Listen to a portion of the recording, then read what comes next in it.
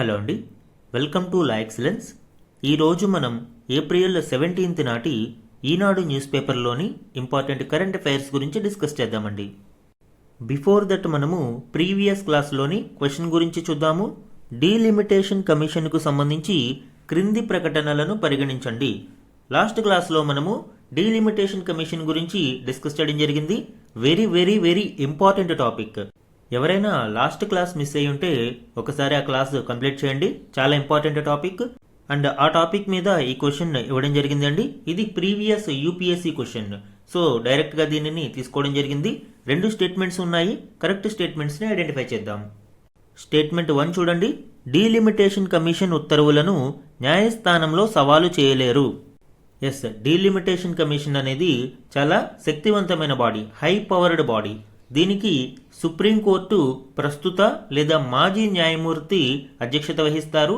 ఇది central election కమిషన్ని coordinate చేసుకుంటూ నియోజకవర్గాలకి సంబంధించిన బౌండరీస్, టెరిటోరియల్ కాన్స్టిట్యుయెన్సీస్ని రీడ్రా చేయడం జరుగుతుంది. ఈ ప్రక్రియలో డీలిమిటేషన్ కమిషన్ యొక్క ఉత్తర్వులు అనేవి ఫైనల్ అండ్ దానిని చట్టపరంగా కన్సిడర్ చేస్తారు. అండ్ వీటిని ఏ కోర్టులోనూ కూడా సవాలు చేయడానికి అవకాశం ఉండదు. సో స్టేట్మెంట్ 1 అనేది కరెక్ట్. సెకండ్ 1 చూడండి.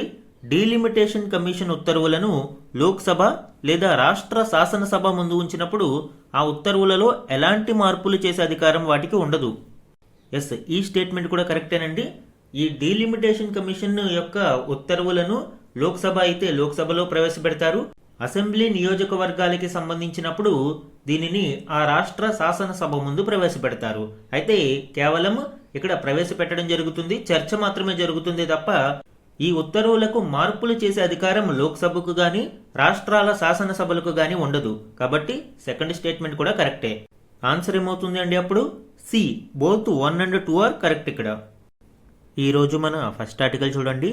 తేలేది నేడే, రాజ్యాంగ సవరణ బిల్లులపై 4 గంటలకు ఓటింగ్, మరో 2పైన 3 కీలక బిల్లులను లోక్సభలో ప్రవేశపెట్టిన కేంద్రం.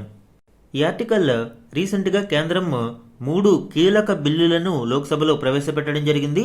ముఖ్యంగా మహిళా రిజర్వేషన్లకు సంబంధించి మరియు నియోజకవర్గాల పునర్విభజనకు సంబంధించిన డీలిమిటేషన్ బిల్లుతో పాటు యూనియన్ టెరిటరీస్ లా అమెండ్మెంట్ బిల్లును కూడా ప్రవేశపెట్టారు. ఈ 3 బిల్లులకు సంబంధించిన కీలక డీటెయిల్స్ మనము ఈ ఆర్టికల్లో డిస్కస్ చేద్దాం. కేంద్రం ప్రవేశపెట్టిన 3 బిల్లులు ఒకసారి చూద్దాము. మొదటిది 131వ రాజ్యాంగ సవరణ బిల్లు 2026. ఇది మహిళా రిజర్వేషన్లను 2029 నుంచి అమలు చేయడానికి వీలుగా గతంలోని జనగణనను పరిగణలోకి తీసుకుని నియోజకవర్గాల పునర్విభజన చేపట్టడం. మనకి యాక్చువల్గా 106వ రాజ్యాంగ సవరణలో ఏముంది అంటే 2026 తర్వాత జరగబోయే జనగణనను పరిగణలోకి తీసుకోవాలి అని. అలానే నియోజకవర్గాల పునర్విభజనకు సంబంధించిన ఈ ఫ్రీజింగ్ 2001 సెన్సస్ కి ఫ్రీజ్ అవడం జరిగింది. సో వీటన్నిటినీ మార్చడానికి ఈ 131వ రాజ్యాంగ సవరణను తీసుకువచ్చారు. డీలింకింగ్ ఫ్రమ్ 2026 సెన్సస్ 2026-27లో జరగబోయే ఈ సెన్సస్ ప్రక్రియను పరిగణలోకి తీసుకోవాల్సిన అవసరం లేకుండా గతంలోని జనగణనను పరిగణలోకి తీసుకుని నియోజకవర్గాల పునర్విభజన చేపట్టడం కోసం ఈ నూతన బిల్లును తీసుకువస్తున్నారు. రెండవది కేంద్రపాలిత ప్రాంతాల చట్టాల సవరణ బిల్లు 2026. అసెంబ్లీలలో 33% మహిళల కోటా అమలుకు వీలుగా కేంద్రపాలిత ప్రాంతాలలోని నియోజకవర్గాల పునర్విభజనను చేపట్టడం కోసం ఈ బిల్లును తీసుకువస్తున్నారు. మూడవది డీలిమిటేషన్ బిల్లు 2026. దేశవ్యాప్తంగా లోక్సభ, అసెంబ్లీలలో నియోజకవర్గాల పునర్విభజనను చేపట్టడానికి వీలుగా డీలిమిటేషన్ కమిషన్ ఏర్పాటు చేయడం కోసం ఈ బిల్లును తీసుకువస్తున్నారు. ఆల్రెడీ ఇప్పటి వరకు 4 డీలిమిటేషన్ కమిషన్స్ ఏర్పాటయ్యాయి. ఇప్పుడు ఈ 2026లో 5వ డీలిమిటేషన్ కమిషన్ అనేది ఏర్పాటవుతుంది. ఈ 3 బిల్లులను నిన్ననే కేంద్రం లోక్సభలో ప్రవేశపెట్టింది. వీటిపై శుక్రవారం సుదీర్ఘ చర్చలు జరిగిన అనంతరం ఓటింగ్ నిర్వహిస్తారు. డీలిమిటేషన్ బిల్లులకు సాధారణ మెజారిటీయే అవసరమైనందువలన అవి సులభంగానే ఆమోదం పొందే అవకాశం ఉంది. కానీ రాజ్యాంగ సవరణ బిల్లుకు 2/3 మెజారిటీ అవసరమవుతుంది. కాబట్టి దీనిపైనే కొంత ఉత్కంఠ నెలకొంది. ఈ రాజ్యాంగ సవరణ బిల్లును ప్రవేశపెట్టడానికి కూడా ఓటింగ్ అవసరమవుతుంది అండి. 131వ రాజ్యాంగ సవరణ బిల్లును ప్రవేశపెట్టే ముందు దానిపై ఓటింగు నిర్వహించాలి అని విపక్షం పట్టుబట్టింది. చివరకు 251 మంది అనుకూలంగాను 185 మంది వ్యతిరేకంగాను ఓటు వేశాక బిల్లులు సభలో ప్రవేశపెట్టారు. ఈ 3 బిల్లుల మీద శుక్రవారం 4 గంటలకు లోక్సభలో ఓటింగ్ జరగనుంది. ఈ 3 బిల్లులు ఒకసారి చూడండి. ఆల్రెడీ మనం చెప్పుకున్నాము. 131వ రాజ్యాంగ సవరణ బిల్లును లోక్సభ స్థానాలు 850 పెంచడానికి, అలానే 2026 సెన్సస్ అంటే 26-27 సెన్సస్ ప్రక్రియ నుంచి డీలింకింగ్ చేయడానికి దీనిని తీసుకువచ్చారు. 2029 నాటికి మహిళా రిజర్వేషన్ ని ఇంప్లిమెంట్ చేయడం కోసం ఇది అవసరమవుతుంది. Delimitation bill readjustment of seats and redrawing of territorial constituencies in Lok Sabha and state legislative assemblies. ఈ ప్రక్రియ కొరకు 2011 సెన్సస్ డేటాను ఉపయోగించాలి అని ఈ బిల్లులో భావిస్తూ ఉన్నారు. ఇక యూనియన్ టెరిటరీస్ లాస్ బిల్ 2026 ఇది align laws for union territories such as Puducherry, Delhi and Jammu Kashmir. ఎందుకంటే ఈ 3 యూనియన్ టెరిటరీస్ లోనే మనకి లెజిస్లేటివ్ అసెంబ్లీస్ అనేవి ఉన్నాయి. సో ఈ మూడిటిలో న్యూ సీట్ ఎక్స్పాన్షన్ మరియు రిజర్వేషన్ ప్రొవిజన్స్ ని అమలుపరచడం కోసం ఈ యూనియన్ టెరిటరీస్ బిల్ ని తీసుకువచ్చారు. సో ఈ 3 బిల్లులకు సంబంధించిన ఫర్దర్ డీటెయిల్స్ మనము నెక్స్ట్ క్లాస్ లో చూద్దామండి. అండ్ లేటెస్ట్ అప్డేట్స్ అనేవి మనము రేపటి క్లాస్ లో డిస్కస్ చేద్దాం. మన నెక్స్ట్ ఆర్టికల్ చూడండి. వీసమెత్తు నష్టం ఉండదు, దక్షిణాది రాష్ట్రాల ప్రాతినిధ్యంపై సభలో అమిత్ షా స్పష్టత. లోక్సభ స్థానాల పెంపుకు సంబంధించి ఈ పెంపు వలన దక్షిణాది రాష్ట్రాలు నష్టపోయే ప్రమాదం ఉంది అని కొంతమంది ఆందోళన వ్యక్తం చేస్తూ ఉన్నారు. ముఖ్యంగా 2011 సెన్సస్ ని పరిగణలోకి తీసుకుంటే దక్షిణాది రాష్ట్రాలు దీని వలన నష్టపోతాయి అని భావిస్తూ ఉన్నారు. సో దీని గురించి అమిత్ షా గారు మాట్లాడుతూ దక్షిణాది రాష్ట్రాలకు ఏ విధమైన నష్టము ఉండదని, ఇంకా వారి యొక్క ప్రాతినిధ్యం పెరుగుతుంది అని స్పష్టం చేయడం ఇక్కడ చూడవచ్చు. దీనికి సంబంధించిన డీటెయిల్స్ ఇప్పుడు చూద్దాం. చట్టసభల్లో మహిళా రిజర్వేషన్ల అమలు కోసం ప్రస్తుతం తీసుకువచ్చిన 3 బిల్లులు ఆమోదం పొందిన తర్వాత 543గా ఉన్న లోక్సభ సీట్లు 816కు పెరుగుతాయి అని హోంమంత్రి అమిత్ షా చెప్పారు. జనాభాతో సంబంధం లేకుండా అన్ని రాష్ట్రాలలో 50% సీట్లు పెరుగుతాయి అని, దక్షిణాది రాష్ట్రాలకు వీసమెత్తు నష్టం జరగదు అని స్పష్టం చేశారు. ఈ 50% పెంపు కారణంగానే ఆంధ్రప్రదేశ్లో 25 నుంచి 38కి, తెలంగాణలో 17 నుంచి 26కు సీట్లు పెరుగుతాయని వివరించారు. పెంపు తర్వాత దక్షిణాది రాష్ట్రాల లోక్సభ స్థానాలు 129 నుంచి 195కు చేరతాయని, సభలో ఆ ప్రాంత ప్రాతినిధ్యం ప్రస్తుతం ఉన్న 23.76% నుంచి 23.87%కి చేరువవుతుంది అని ప్రకటించారు. అంటే గతంలో ఉన్నట్లుగానే దాదాపు 24% వద్ద దక్షిణాది రాష్ట్రాల ప్రాతినిధ్యం కొనసాగుతుంది అని వివరించారు. ఇక్కడ చూడండి, ఈ టేబుల్లో దక్షిణాది రాష్ట్రాలలో సీట్ల పెరుగుదల అనేది ఇక్కడ ఇవ్వడం జరిగింది. ఏపీలో ప్రస్తుతం 25 సీట్లు ఉండగా 4.6% ఇక్కడ ప్రాతినిధ్యం ఉండగా, పెరిగిన తర్వాత 38కి పెరుగుతాయి అండ్ 4.65%కి ఇక్కడ పెరుగుదల అనేది ఉంటుంది. ఇక తెలంగాణలో ప్రస్తుతం 17 సీట్లు ఉండగా ఇది 3.13% ప్రాతినిధ్యం కలిగి ఉంటుంది అండ్ 26 సీట్లు పెరిగిన తర్వాత ప్రాతినిధ్యం అనేది 3.18%కి పెరుగుతుంది. కర్ణాటక 28 సీట్ల నుంచి 42 సీట్లకు పెరుగుతుంది. కానీ ఇక్కడ చూడండి, కర్ణాటకకి సంబంధించి కొంత ప్రాతినిధ్య ప్రభావం తగ్గుతుంది. 5.15% ఉండగా ఇప్పుడు 5.14%కి తగ్గుతుంది. Very minute difference. అలానే మొత్తం 129 సీట్లు 23.76% ప్రాతినిధ్యంతో దక్షిణాది రాష్ట్రాలు కలిగి ఉన్నాయి. ఇప్పుడు అది 195కు పెరుగుతున్నాయి. దీని వలన ఏ విధమైన తగ్గుదల లేకపోయినా స్వల్ప పెరుగుదల అనేది చూడవచ్చు. 23.87%కి ప్రాతినిధ్యం అనేది చేరుకుంటుంది. So nearly 24% out of 816 seats అనేది మనం ఇక్కడ చూడవచ్చు అండి. కాబట్టి ఈ లోక్సభలోని సీట్ల పెంపు వలన దక్షిణాది రాష్ట్రాలు నష్టపోతాయనేది ఫాల్స్ నేరేటివ్ అని హోంమంత్రి స్పష్టం చేయడం ఇక్కడ చూడవచ్చు. అమిత్ షా గారి యొక్క కీ క్లారిఫికేషన్స్ ని మనం చూస్తే నో ఇంప్లిమెంటేషన్ బిఫోర్ 2029. ఎందుకంటే డీలిమిటేషన్ కమిషన్ కి సంబంధించిన ఉత్తర్వులను పార్లమెంట్ ఆమోదించాలి మరియు ప్రెసిడెంట్ యొక్క సంతకం అనేది అవసరమవుతుంది. కాబట్టి 2029 జనరల్ ఎలక్షన్స్కి మాత్రమే ఇది పరిమితమవుతుంది అని, అంతకంటే ముందు వచ్చే అవకాశం లేదు అని ఆయన స్పష్టం చేశారు. అలానే లింక్ టు ఉమెన్స్ రిజర్వేషన్, ఈ లోక్సభ సీట్ల పెంపు ఏదైతే ఉందో ఈ పెరిగిన సీట్లన్నీ కూడా ఉమెన్స్కి కేటాయించాలి అని, అలానే ఈ ఓపెన్ సీట్స్ కౌంట్ తగ్గకుండా 543 సీట్లు ఏవైతే ఓపెన్ సీట్స్ ఉన్నాయో వీటిని తగ్గకుండా చూడడం కోసమే ఈ పెంపు అనేది లింక్ టు ఉమెన్ రిజర్వేషన్. అలానే క్యాస్ట్ సెన్సస్ డెసిషన్ గురించి కూడా లోక్సభలో స్పష్టం చేశారు. Government to conduct during population enumeration, population census లో భాగంగానే క్యాస్ట్ సెన్సస్ కూడా పూర్తి చేయనున్నట్లు అమిత్ షా గారు స్పష్టం చేశారు. మహిళలకి సంబంధించి ఆల్రెడీ మనం చెప్పుకున్నాము, 272 సీట్లు రిజర్వేషన్లతో లోక్సభలో భారీగా పెరగనున్న ప్రాతినిధ్యం, మేఘ్వాల్ స్పష్టీకరణ.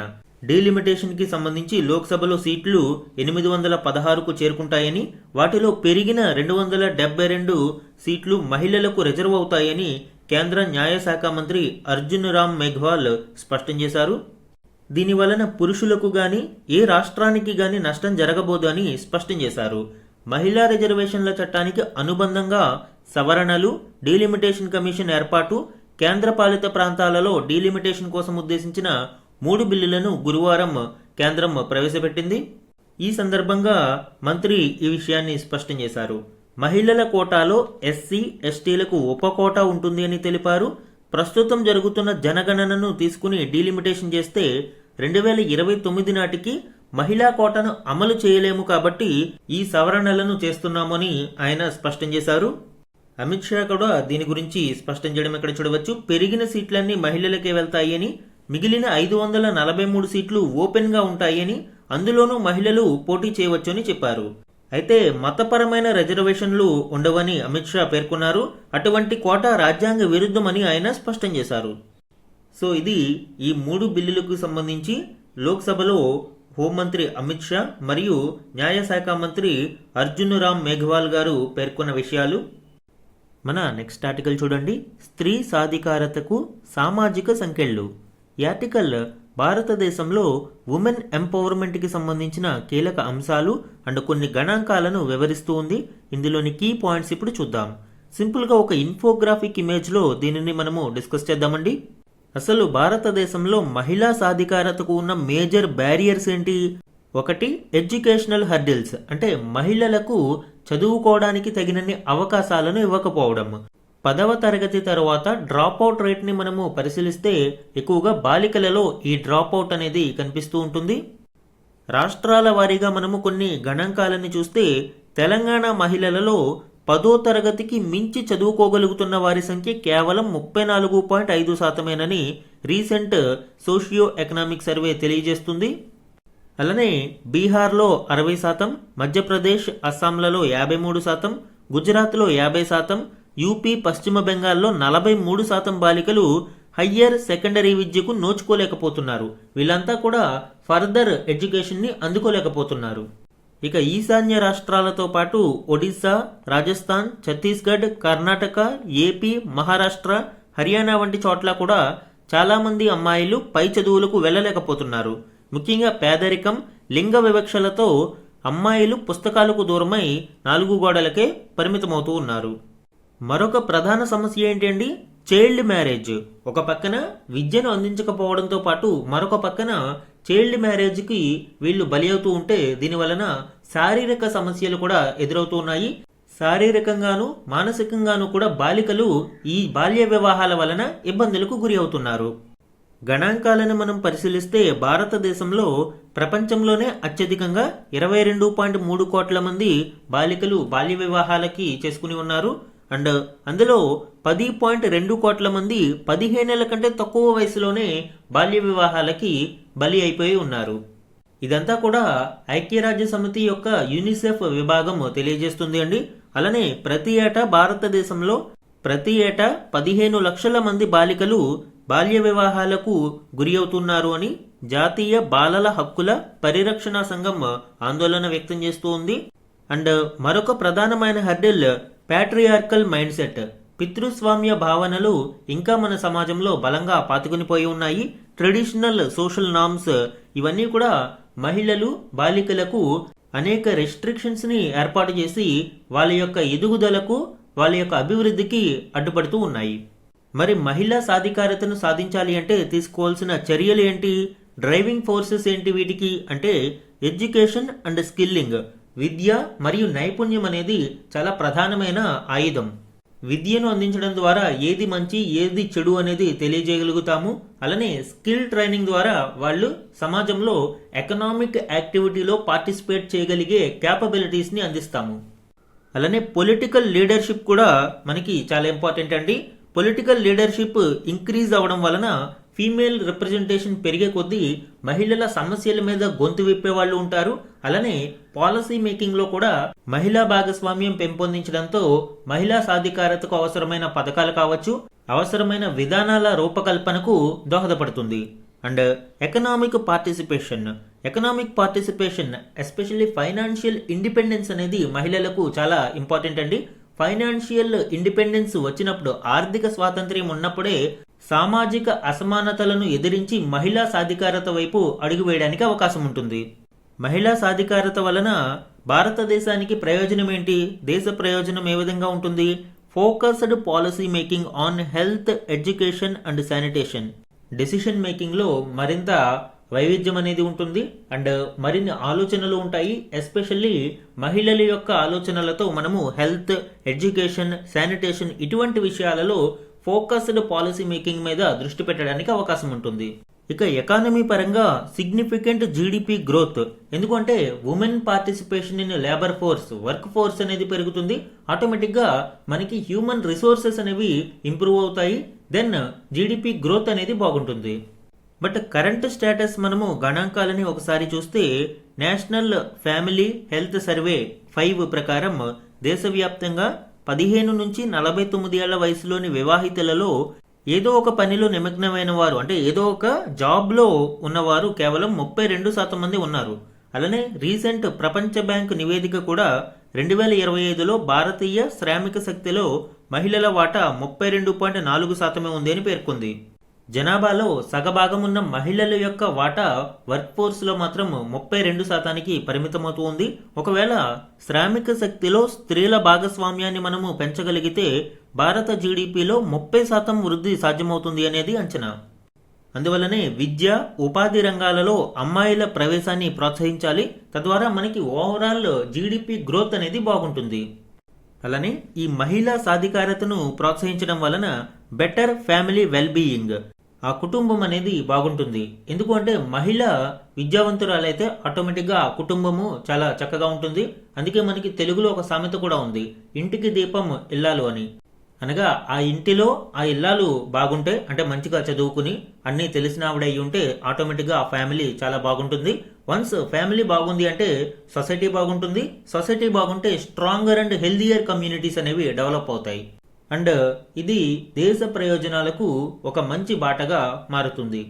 కాబట్టి వికసిత భారత్ లక్ష్యాలను మనము సాధించాలి అంటే ఎంపవర్డ్ ఉమెన్, ఎంపవర్డ్ నేషన్, మహిళల సాధికారతే దేశ సాధికారతకు బీజం అనేది అర్థం చేసుకుని మహిళల సాధికారతను ప్రోత్సహించాల్సిన అవసరం ఎంతైనా ఉంది. సో ఉమెన్ ఎంపవర్మెంట్కి సంబంధించిన ఇంపార్టెంట్ ఆర్టికల్ అండి. ఇందులోని గణాంకాలు చాలా ఇంపార్టెంట్. అలానే దీనికి సంబంధించిన ఈ అనాలిసిస్ కూడా మెయిన్స్ ఆన్సర్ రైటింగ్కి ఉపయోగపడుతుంది. మన నెక్స్ట్ ఆర్టికల్ చూడండి. ఎంపీలుగా 16 మంది ప్రమాణం, నేడు రాజ్యసభ ఉపాధ్యక్షుని ఎన్నిక. ఈ ఆర్టికల్ చాలా కాలంగా పెండింగ్లో ఉన్న deputy chairman of the Rajya Sabha ఎన్నికకు సంబంధించిన వివరాలను అందిస్తుంది. అలానే రాజ్యసభకు ఎంపీలుగా 16 మంది ప్రమాణం చేశారు. దానికి సంబంధించిన డీటెయిల్స్ కూడా చూద్దాం. భారతీయ జనతా పార్టీ అధ్యక్షుడు నితిన్ నబీన్ మరియు కేంద్ర మంత్రి రామ్నాథ్ ఠాకూర్, కాంగ్రెస్ సీనియర్ నేత అభిషేక్ సంఘ్వీలతో పాటు కొత్తగా మరో 13 మంది రాజ్యసభ సభ్యులుగా ప్రమాణం చేశారు. అంటే మొత్తం 16 మంది కొత్త ఎంపీలు రాజ్యసభకు ప్రమాణించడం జరిగింది. వీరిలో 8 మంది బీజేపీ, 3 కూటమి, 5 కాంగ్రెస్కు చెందిన ఎంపీలు.